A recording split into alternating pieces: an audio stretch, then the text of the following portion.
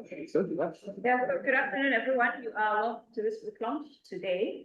My name is Nasim. I am from the Scott and Malawi Partnership. Soon I will hand it over to Chad, who's going to chair the whole meeting and then introduce our speakers for today. You are very welcome. And for those joining us online, you are also equally welcome.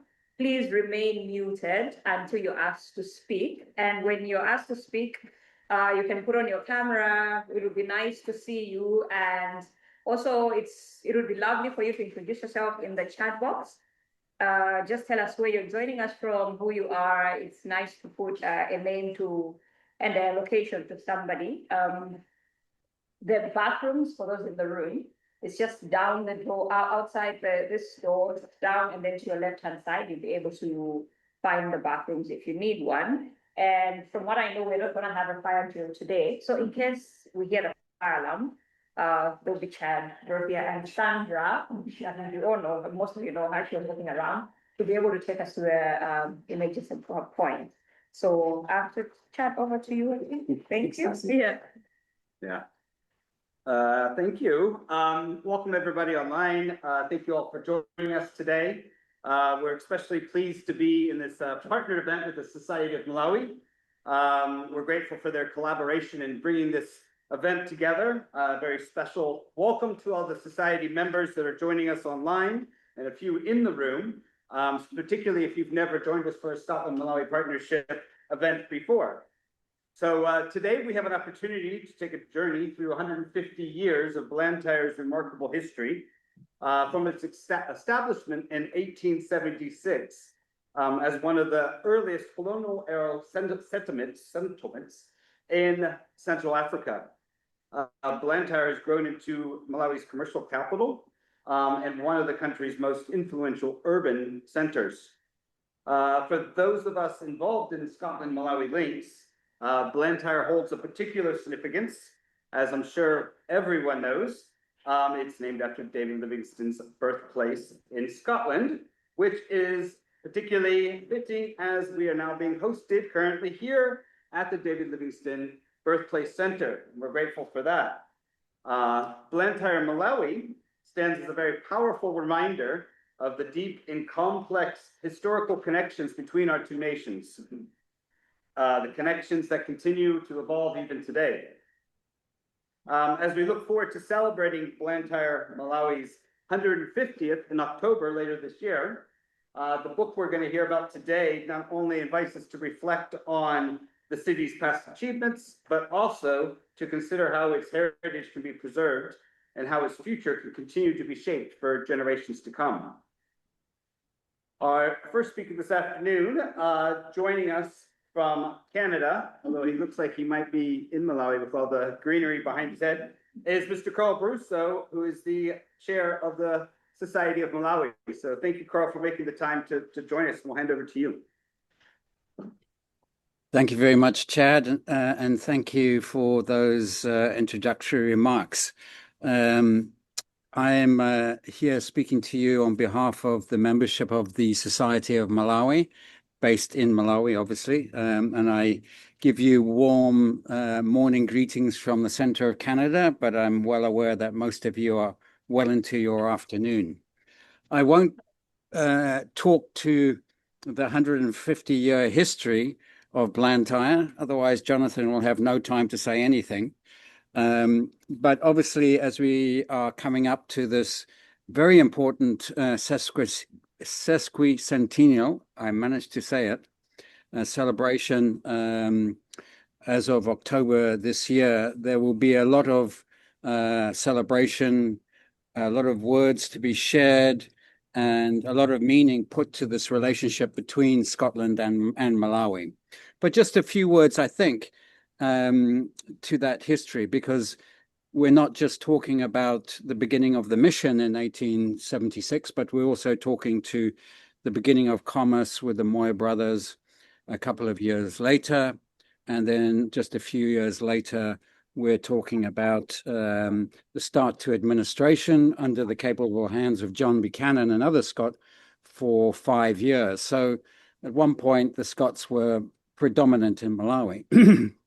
By 1895, Blantyre was a was a town, a municipality. And I think what's important about that in our context in Africa is this is a town that precedes Johannesburg, Nairobi, and Harare. So there is a very special celebration to be had. I'm here today more to say some words on behalf of the Society of Malawi to celebrate Jonathan Waters' book, to be referred to as Jono from here on. I have seen the book. I have been lucky enough to receive a copy, and I certainly can say that it is a remarkable publication. Adds well to the legacy of Jono's previous books, well researched and well presented. We're very happy to have it as a centerpiece of our celebrations to come. So the Society of Malawi is also a fairly long-standing organization, nowhere near as long as Blantyre, but we have been established as of 1946. I can see a good number of members amongst both the physical and virtual audience there. We have amongst our objectives a good amount of work to care for the heritage, to look after items that come into our possession for many around in Malawi and visitors to the country to enjoy. And we've been very happy to collaborate with Jono in this publication that has come out. We are an organization that has one of the longest standing journal series in Africa. It's around about 80 volumes currently, and that totals to about 150 issues. And within that is a vast amount of important information not available anywhere else on the heritage and the history and collaboration between Scotland and the origins of Blantyre from those in Malawi. So and I'm not here to introduce Jonathan particularly or to review the book. That will be done more formally in our journal series. But through this publication and the selection of fine photographs, information, graphics that Jonathan has chosen and selected for his publication, you can see that the Society does have a great collection at hand, but we are very reliant on that continuing even through to this day and embellished with donations from those who do sit on originals, or for that matter, good copies of what we don't have, to share those with us so that we can increase our collection. Right now, for example, we are trying to source an original copy of an African Lakes Corporation graphic or poster published probably about 125, 130 years to celebrate, for us to contribute something to the celebration of Blantyre. We have not been able to source a single original copy. So this is the type of challenges that we have, but we're also glad that we can reach out to a huge public that can help us at the end of the day.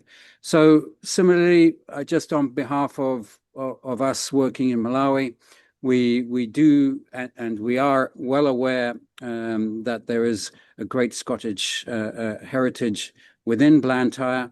Most of the old buildings there have some or other connection back to Scots that came out for various different reasons.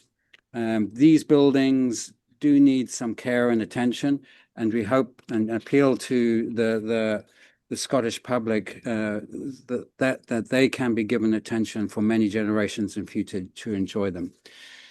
So I think in closing, all I'd like to say is a big thank you to Jono for his very fine publication.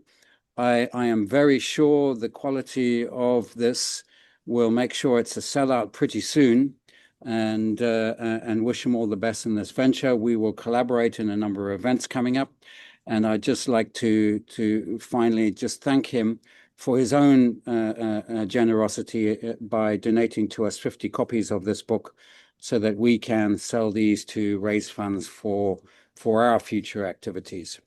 And thank you all for your attention. Thank you very much, Carl.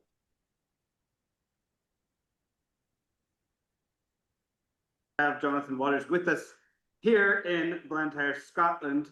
This afternoon, we reached out several months ago through lots of different friends, and we've managed to make this happen to actually have him with us today. So as you heard, the book was very much a pre-launch event. Wasn't intended to have this event today, and everything's been kind of queued up for around October, but we're very fortunate to have you with us today, Jono, and we'll hand over to you to tell us a little bit about your journey. Thanks very much, Chad. I'm just going to run through some images of Blantyre City today, because I'm not sure everybody's exactly up to speed. And what I wanted to do was talk about the different periods of growth through which the city has been in, and what were what are some of the key buildings that we still have around town that have been erected during these years past. I'm not going to repeat what's on the screen there, because Carl said as much, but it became a city in July 1966, even though it had long been a municipality since 1895. So the very first period of growth of the town, as it was driven by the tea, coffee, and tobacco agricultural industry, which is still very important, as we know, in Malawi today. And this is my own personal view, but I still think the most impressive building in Blantyre is the CCAP Cathedral. It's, for those who don't know, it was built between 1888 and 1891 by under the direction of Clement Scott, who had never been an architect and had no architectural knowledge. He actually, between him and his brother, they molded 86 different bricks, including one, as you can see, the pineapples in the middle there, which are above the western door. And this is what we're looking at, with, as you see, Indorandi in the background. That was something Clement Scott used to bang on about. He used to say that it was like Rome, it was surrounded by 7 hills. Although I think you can probably choose 10 or go to 6, but there's 3 big ones: Sochi, Indorandi, and Machiru. Which way am I going? Going the wrong way now. So that's the roof for the inside the church wall, and that's one of the very first pictures that we have in this book. It's opposite the index here. This is similar to the book that I did on Harare, which has kind of got an evolution of buildings from the very start right through to present. And I mean, that still looks incredibly, I mean, he called it Byzantine. That was Scott's own description. He leaves Malawi towards the end of the 1900s and is taken 1890s, and his place is taken by Alexander Heatherwick, who's another Scot, who keeps the legacy going. So a boom of sorts took place in the 1920s, ahead of the Great Depression, which saw the building of several of the banks particularly went up. And then, of course, Raoul's Hotel. That's Raoul's Hotel in the middle there, at the top. And then down on the left, we've got Victoria buildings, which stood until the late 70s. There's one building still on Victoria Avenue today. That's Pharmacy Corner there, which was looks pretty much like it did back in the 1920s. That was built in 1929. That's the sole survivor on that road. It's opposite the Boma. This is a little bit of myth busting that I wanted to do here. because there's a lot claimed about, the Federation turned Malawi into backwater, and Banda used this as his rhetoric at the time. But, if your traffic volumes go up 70% in 18 months, that don't mean, that nothing's going on there. And that's what happened. And that was the major development that took place, was the clock tower redevelopment. And also, as I say, when I went through the material of the Society of Malawi and my other sources, I was amazed by what happened in 1959. It just seemed like there was an entertainment revolution underway. Cinemas being built. But the main building that goes in that period is still there today on Victoria Avenue. It's the Bank of Rhodesia and Nyasaland buildings that it originally was. And there's a picture of it, of the design down there in the bottom right-hand corner. And the other thing, like, as I say, there's a lot of, even we get this from Zambia too, that the Southern Rhodesians stole everything and, blah, blah, blah, blah, and Federation didn't benefit them. The first airport to go in, before Bulawayo, before Salisbury, the first modern airport, Chileka. Okay, that opens in January 1956, long before Vale and Bulawayo, Lusaka, and the rest of them. So, but the period where there was a demonstrable difference was obviously in the period after independence, from 1965 onwards. A lot of it was driven by the formation of the Malawi Development Corporation. And so we see many of these buildings still from that era today. There was also a big aspect of industrial development that took place for things like the Carlsberg Brewery. But that's the first building that goes up in 1966. Banda's plaque is still on it, Development House on the corner of Henderson and Victoria Avenue. If you look in the book, you'll see that there's a picture of it when it's just been built and that modern picture today. And I say to people, there's a difference. Can you see it? And they say, no. I say, they added another floor. And that you can see that when you look at the earlier shots. Down there on the left-hand corner, we've got Sochi. Delamere opens in 1970 at the bottom end of Victoria Avenue, just down from the Boma. That is the tallest building at the time, and keeps that record for some time. And then just across the way, we had the new Barclays headquarters, which are open 3 months before Barclays and Standard Bank are merged into the National Bank of Malawi, which is still well, I wouldn't say, well, it's probably the predominant bank there. So as the 70s wore on, of course, a major hit to Blantyre was the moving of the capital from Lilongwe to Zomba, because Blantyre had kind of been the unofficial seat of government.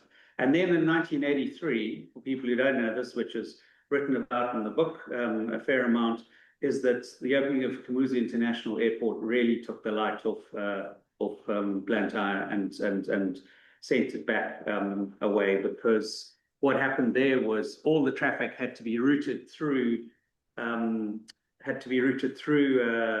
Lilongwe, and then Blantyre became a branch line. That only changed in 1993, by which time Banda was almost out of power. So the iconic building of that era was, of course, Chayamba House. That's the opening on the 2nd of July, 1990, with the Women's League and everybody out the front of Chayamba. It doesn't look much different today. As we know, Banda was succeeded by Bukile Mumluzi, who ruled for the next 10 years.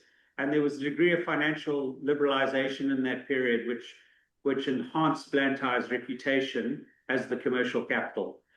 Not only had the Commercial Bank of Malawi, which is today the Standard Bank, opened at the beginning of 1976 in Blantyre, with Blantyre as its headquarters. Today it's owned by Standard Bank, as I say. It had been started in the early 70s. But it was quite a wobbly period for Malawi, because Banda kept the exchange rate fixed. We know all about that. And so when he eventually took when the exchange rate was allowed to float, the depreciation of the currency there saw a massive spike in inflation.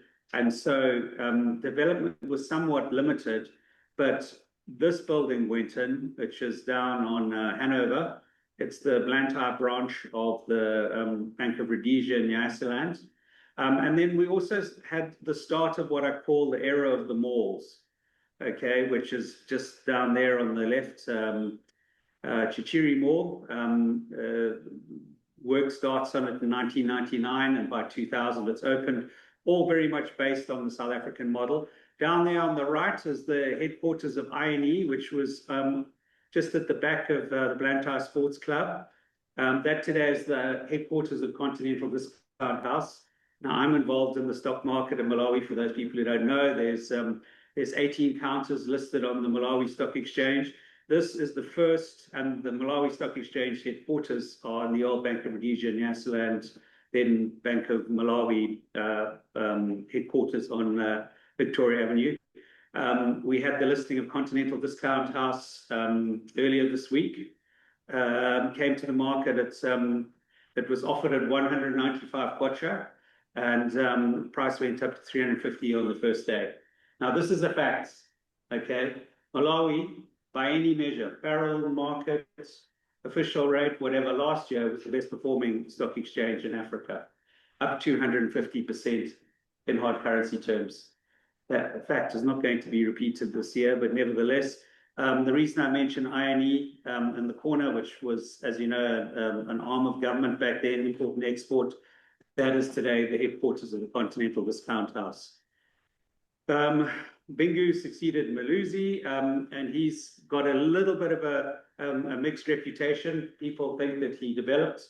Not a lot happened. Perhaps the building that went up in his reign, well, actually right at the beginning of his premiership, was Livingston Towers on Glen Jones there, just up from Chibisa. And across the road from Tesh Anakat's father's business. That was the head of the old. That was the site of the old Catco buildings there.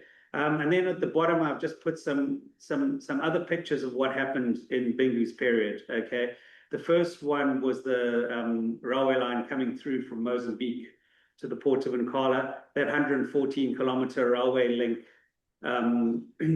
brought rail travel back to Malawi, and in fact, Malawi is probably running the best rail operation in the whole of Southern Africa. Then next to it, we have the Nsanji port, which when they opened it, the Mozambicans didn't even want to come because they were opposed to it. So that's a total white elephant. And then finally, the Chippenberry Highway. The widening of the Chippenberry Highway has driven a whole new aspect of development within Blantyre. That was financed by the Japanese, and it took many years to complete it. Only really finishing up 10 years later to do a 7-kilometer stretch. Joyce Banda succeeded Bingu, who died. And then Bingu wa Mutharika. What's that? Good question, your pronunciation. Okay, that's fine. And then Lazarus Chakwera has just been the most recent president before Peter was returned. So I call this era, if we like trying to describe what happens just in urban development, the era of hotels and malls.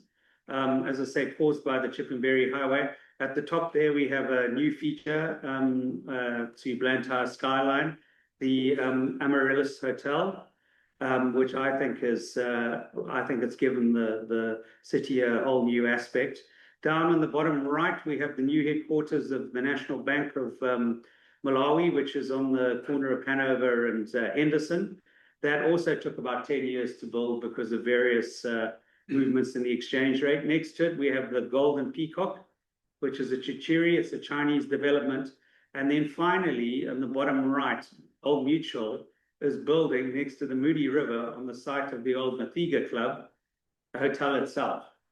Who stays in these hotels? I've got no real idea. But to come to a conclusion here, there are increasingly large occupancies of office space in Blantyre because of, in downtown Blantyre, some of it's due to COVID, but there's been an explosion of what I call the Malawi Mall, which especially along the Chippenberry Highway at Winella, the Clock Tower Mall has gone in there.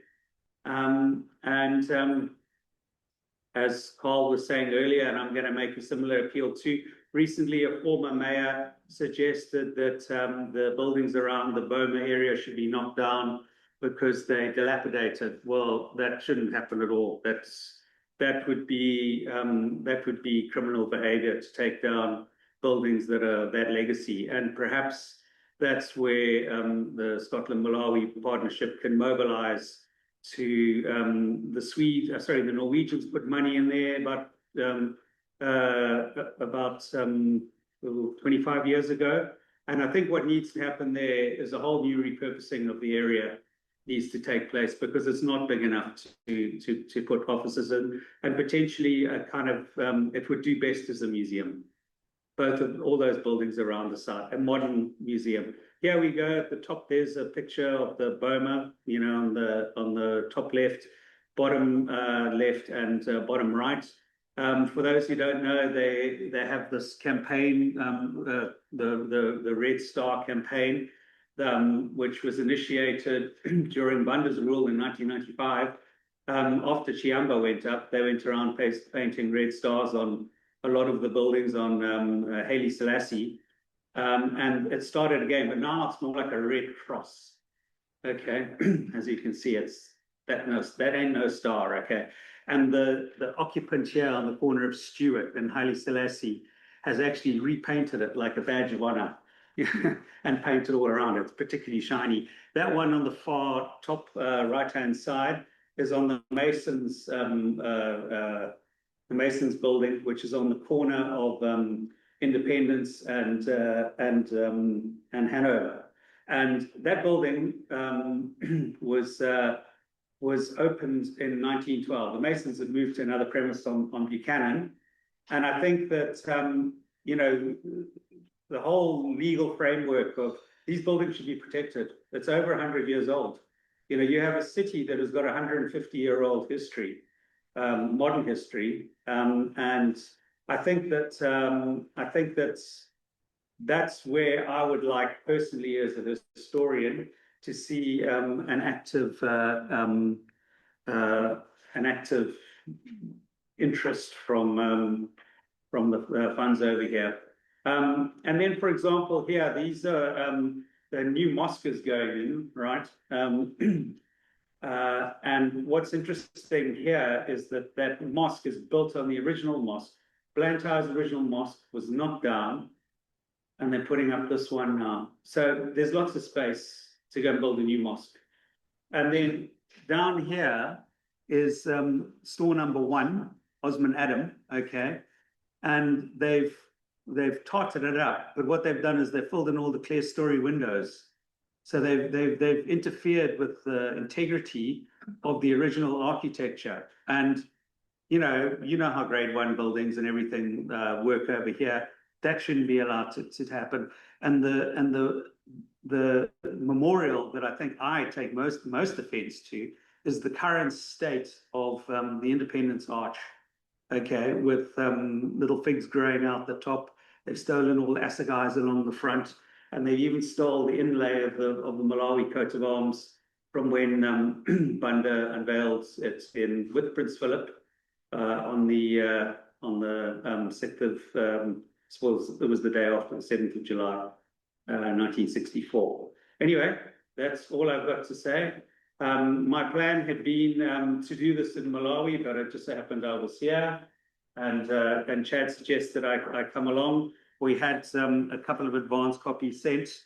This, as I say, is a 256-page turner, and there on the front you have the view of the city looking back towards Indirandi over the greens of the Blantyre Sports Club. And I do put in all the mountains right at the start here, Sochi, Macheru, and Badwi, just to highlight that. So this will be coming out in The UK books will arrive long before the African books. So these will be available from September at £25 with a £7 postage and packaging option. So if you guys are interested in them, then feel free. Stock on some of the shop here. Yeah, I'm going to also supply some to the centre here, and so you'll, for the locals, it seems like there's a few of you, you'll be able to pop along and buy one here without the 7. Yeah. So any questions? I don't know, Chad, back to Chad. Just thank you.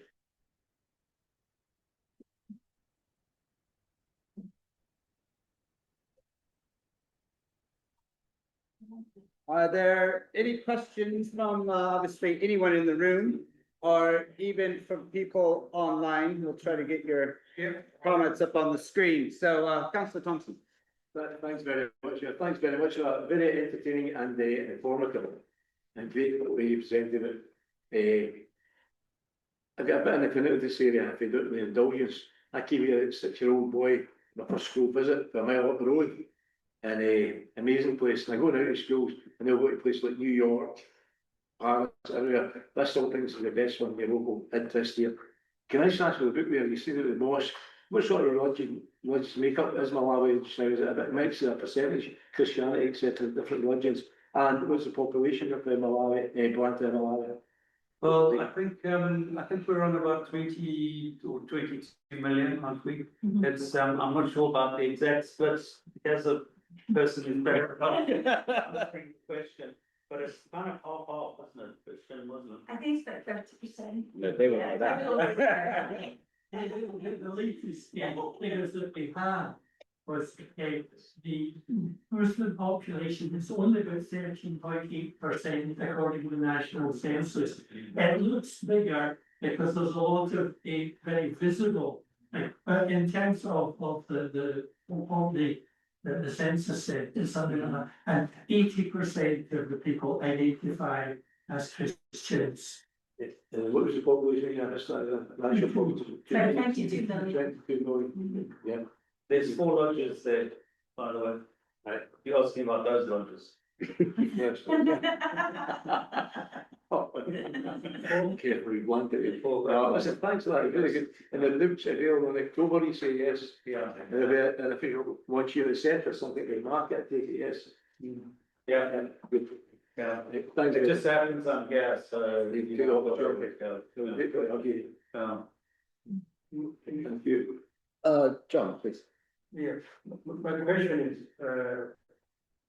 does the book concentrate only on the CBD, the inner city, or do you take the suburbs as well? Yeah, no, so it's Blantyre. I mean, I obviously talk about Limby too, you know, because it was the tobacco headquarters and obviously the headquarters of the railway line. I mean, that's the irony now, is that the railhead is actually at Limby instead of being the other way around, because they never repaired that railway line. So yeah, no, look, I mean, I haven't. The other thing too is you've got to work with the information you have. So people might turn around and say, oh, there's not as much on the suburbs or the townships or whatever. But there's not a big photographic record of that stuff, you know? And so it concentrates pretty much on that triangle, downtown CBD triangle, which is you know, always been sort of trading centre. As you might know, John, quite well, the you know, after Livingston died in 1872, it sold evangel to take Christianity out there to you know, those parts. Was pushed by the Free Church of Scotland and the established church, and that's why you have the 2 Scots parties that went out there originally to drive it. And at the same time, as Paul mentioned, the Moore brothers came out and set up African lakes because they needed an alternative to the slave trade, which keeps going. And I saw in the museum there, you got Malosi. He only gets taken out in 1895, you know. So it kept going for a good 20 years of the you know, the initial wave of of Christianity. Elspeth Robson, who's online, has put in the chat box, but happy, Elspeth, for you to ask your question if you'd like to. A couple points, but I see particularly your motivation for the book. But Elspeth. Yeah, hello everybody. It's lovely to see photos of familiar places and also new buildings that are coming up. Seems every day, despite the economic challenges in Malawi. Yeah, I'd like to ask Jonathan a bit about your background and your backstory. How did you come to undertake this project, and what sources did you use, and how did you select the buildings to include, and which ones haven't you included? Obviously, we've only seen an overview today, but I can think of some significant buildings that you haven't mentioned today. And just tell us a bit more about it, and also how do we get hold of a copy of the book? Okay, so my motivation for doing it is this is now my 13th book. There's a 14th one behind it. I'm interested in the former Federation countries, Zimbabwe, Zambia, Malawi. I've been going to Malawi, especially to Blantyre, for the last 25 years. I did a book for Harare, it's my first book for the 125th anniversary, which was in September 2015, and 2 years ago, I said to my Malawi business partner, I'm involved in a stockbroking operation in Blantyre. I said to my Malawi partner, oh, look, it's the 23rd of October. I'm going to be launching my book in 2 years' time. And he said to me, how do you know that, actually? I said, well, the 23rd of October 2026 is when the book will come out, you know. So he laughed. So anyway, here it is. I think he thought it wasn't going to appear. Sources, the Society of Malawi was a big aspect.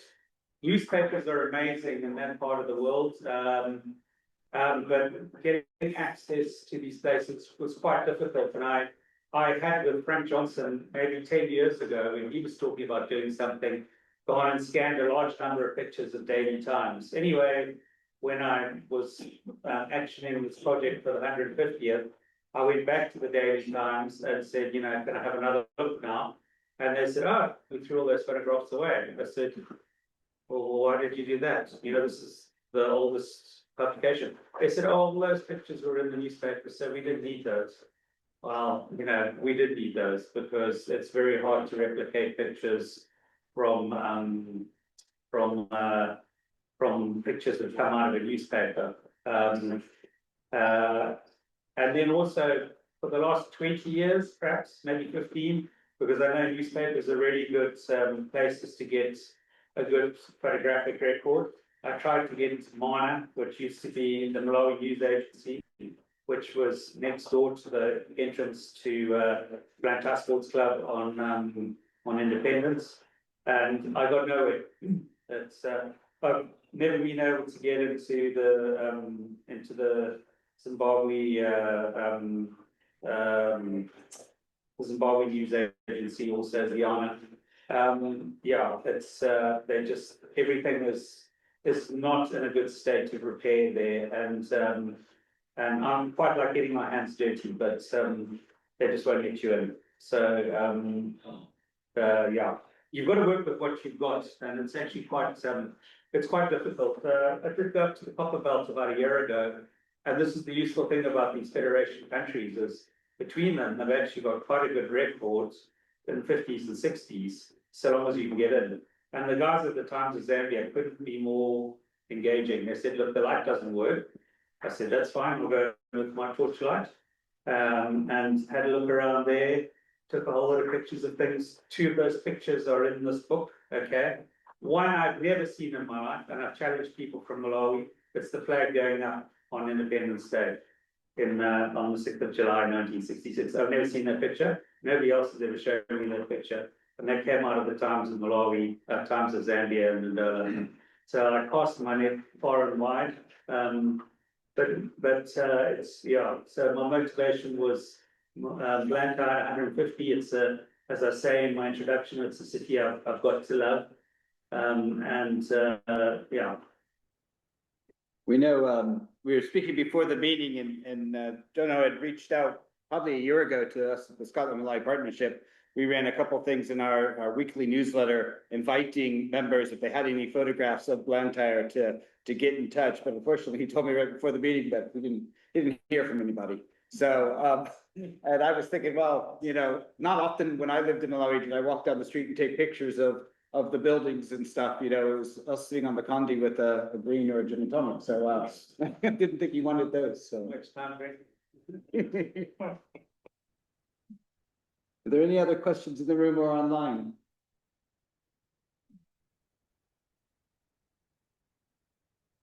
Yes, could I just thank Jonathan for a very nice run down memory lane. I grew up in Malawi in the 50s, in Chirumba, which is above agricultural state, not very far from the airport, from Chile Airport, and lived in Zomba. My father was in the Treasury after agricultural development, then he finished up in housing development. I wondered what had happened to the Times bookshop, which was on Victoria Avenue, because that was just down the road from where we lived. Well, I mean, it actually belongs to Nick. It's covered in the book. I've got it's a similar formula to what I did with the Harari book, where I deal with the whole scope of the 150 years. Harari was only 125, because as we said, this is the oldest city in British speaking Africa. Just by the way, you know, Kent will be 500 in 5 years' time. So it's 495 at the moment, but nobody will know, nobody will care, and the day will pass. Okay, which is incredible, because if you think that Cape Town is 1652, Tet 1531, you know. Anyway, the Portuguese have been there for a long time. Times Bookshop is still there today. It's really the only, and I actually write about it a lot, you know, because it was, I've got a little story in there about how Tony Hawkins' sister worked there. She had to cut all the pictures out of magazines and stuff like that before they went on sale. And then, of course, I also talk about the other bookshop, which was Sacram's, which was Safrani's bookshop at the top end of the mall on Livingston Central. Yeah. So, yeah. So, but that little deco building is still there. It's really the only example of deco. Yeah. And it's the headquarters of Nico's property on Icon Properties. There in the yeah. Okay. There's quite a few.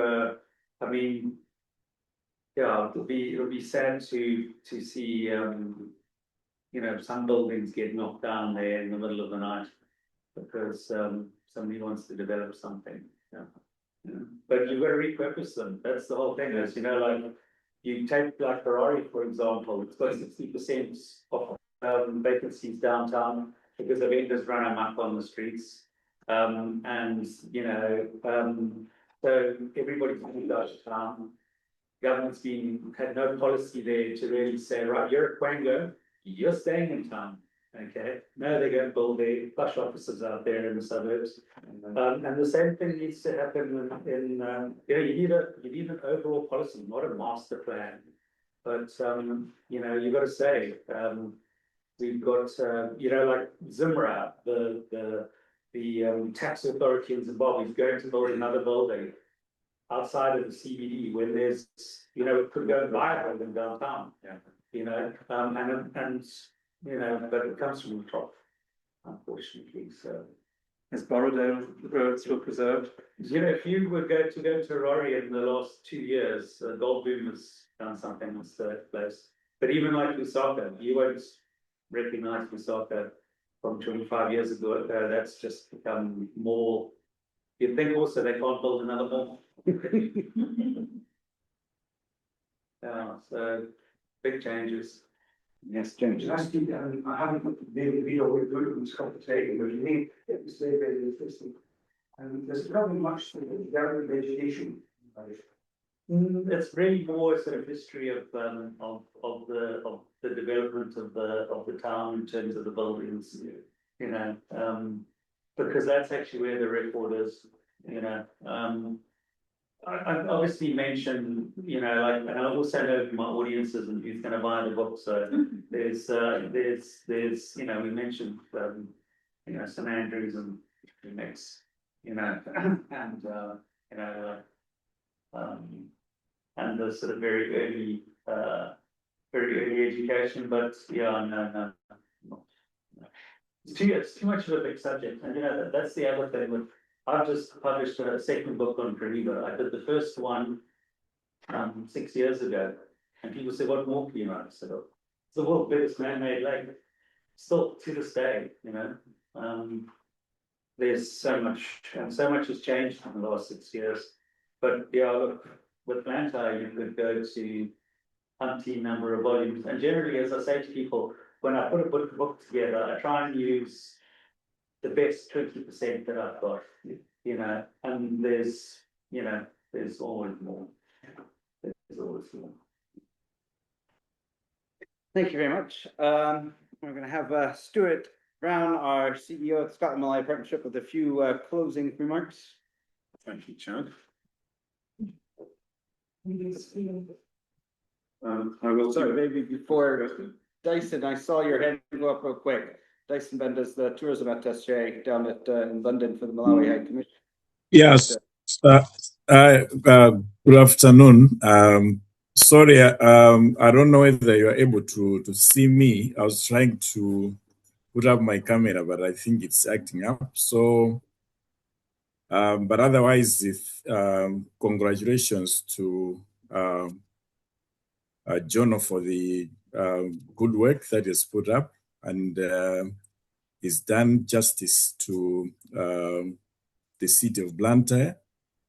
And we believe that the issues that he has raised in his book, I think will also help in terms of give it the impetus to the city authorities in Malawi to preserve some of the buildings. I think the challenge that we have at the moment is that lack of capacity in terms of the planning authorities to make sure that some of these historical buildings are preserved.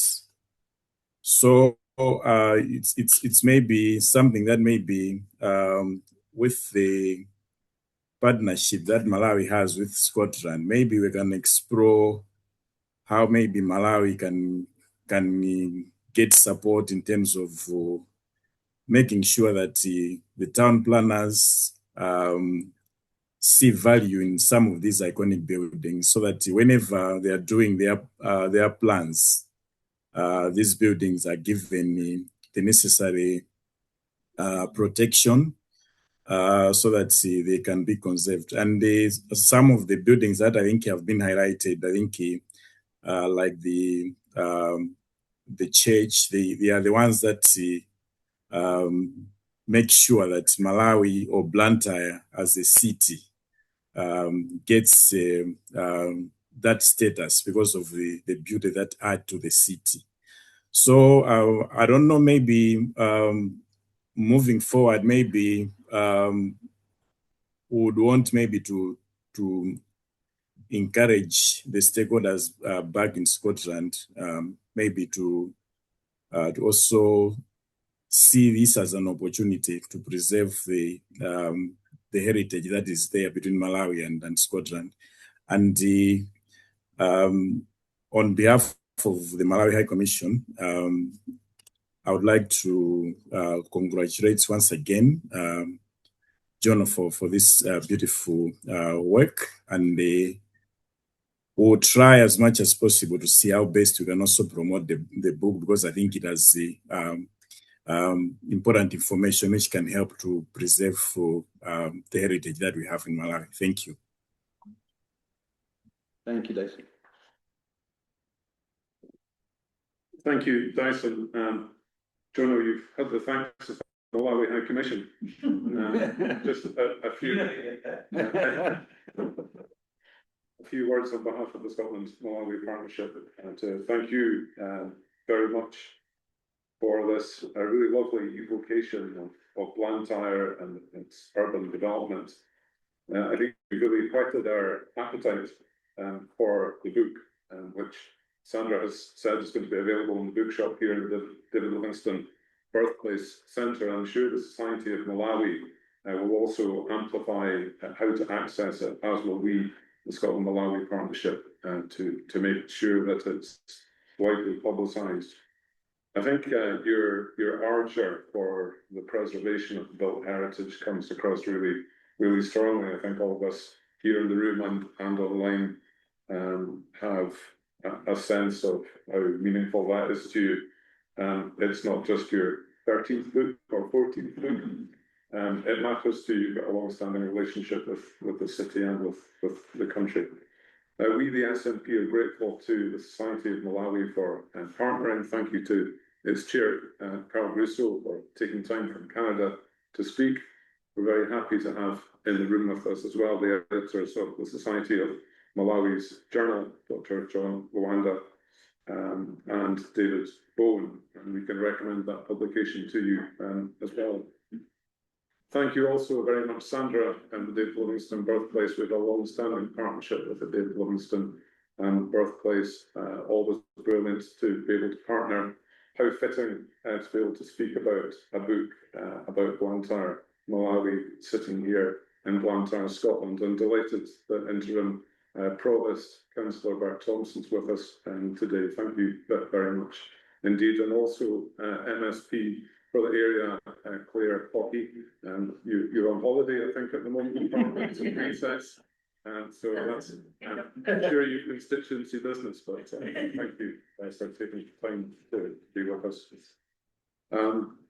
Thank you to my colleagues. So Jono and I met briefly in Mandala House in Malawi last October at a chance meeting, but he and Chad have kept in touch and made this event happen together with Sandra and colleagues Dorothy and Nasim and others. So thank you very much for hosting us. Thank you for the partnership. Thank you for turning up in person and online. Thank you very much, John.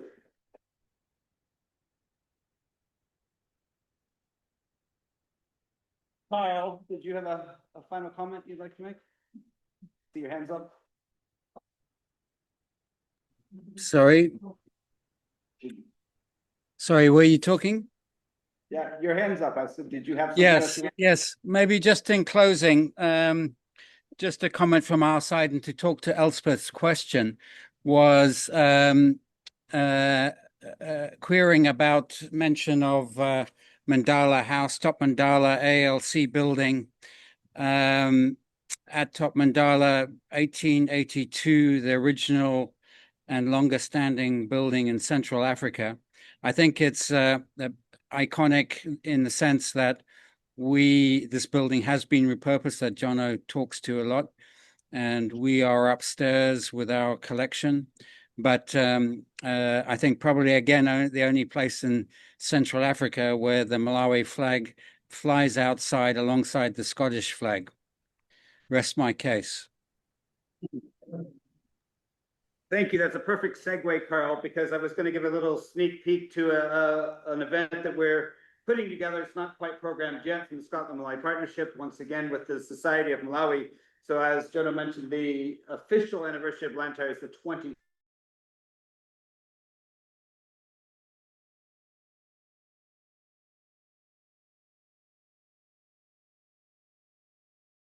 Here, and I'm intending on being in Malawi, and we're hoping we could use the Society of Malawi Library in Mandala House so that we could connect all these special places on this day.